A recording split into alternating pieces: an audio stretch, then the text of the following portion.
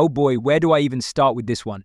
Imagine you're sitting at a table, casually chatting about your favorite shows, and someone drops a number like $230 million, but not for a blockbuster movie, no, for a single season of a TV show that no one even remembers existed until it got cancelled. I'm talking about The Acolyte, that Star Wars project that Lucasfilm decided to throw almost $250 million at like it was Monopoly money. And for what? To make sure it flops harder than a fish out of water, apparently. First off, how do you even get to $230 million for 8 episodes? That's $28.75 million per episode. You could buy a small island for that kind of cash or fund 10 indie films that people might actually watch.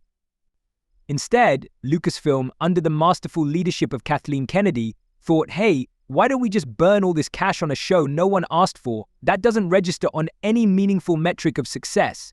It'll be fun. This is where the fun begins. And sure, Kennedy's over here saying that it's all about representation and fighting for diversity in storytelling. Now, don't get me wrong, diversity in media is important.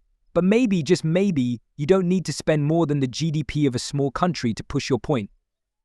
Maybe instead of sinking $230 million into this shipwreck, you could invest in good storytelling. You know, something people actually want to watch. Let's talk about this 488 million watch minutes metric. Oh, it sounds impressive, doesn't it? Until you realize that most of the audience probably watched a couple of episodes out of sheer curiosity before they collectively said, nah, I'm good, and moved on. By the 4th week, the show fell off the Nielsen top 10 original streaming chart faster than a forgotten New Year's resolution. When you're spending nearly $30 million per episode, you'd expect at least to cling to the charts for a little longer than that, right? But hey, they did manage to climb back on the list for the finale. A modest 335 million watch minutes, a real triumph compared to that fat pile of cash they just wasted.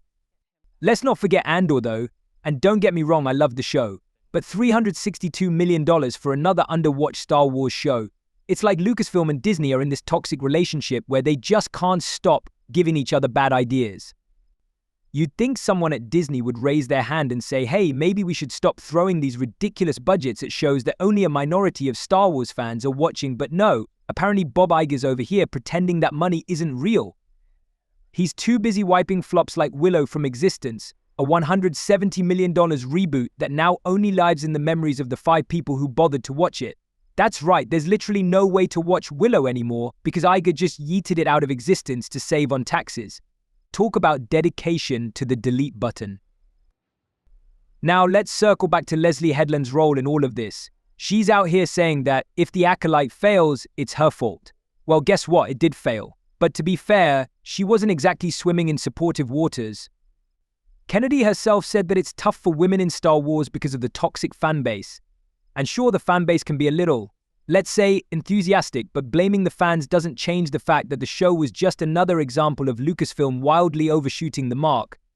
The thing is, The Acolyte is just one more casualty in a long list of Star Wars misfires under Kathleen Kennedy's reign.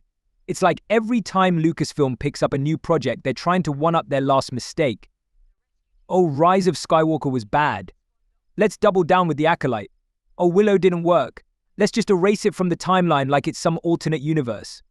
At this point, I'm convinced they're spending more on their flops than on their successes, and yet Kathleen Kennedy continues to get away with it. She's the maestro of mismanagement, and Disney's giving her the conductor's baton for an encore performance every time. Bravo. The real question is, how long will Bob Iger keep turning a blind eye to this cash bonfire before he realizes they're running out of wood? I mean, if you want to light money on fire, at least make it entertaining. Maybe they should turn the next Star Wars project into a reality show about Lucasfilm executives trying to justify their budgets. Now that would get some watch minutes,